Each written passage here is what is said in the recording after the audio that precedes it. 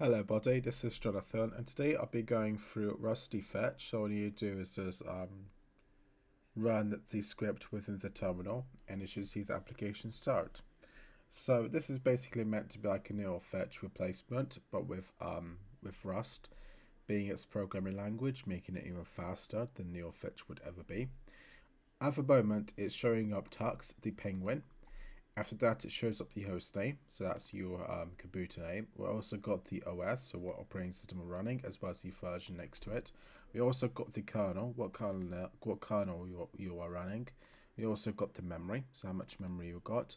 We also got the CPU, which shows up the CPU that we're currently using, as well as the cores. Over there we got GPU, so it shows up what GPU you have got in your system.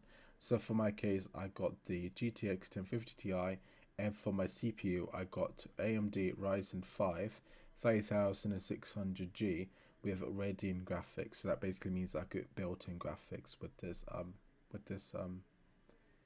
CPU.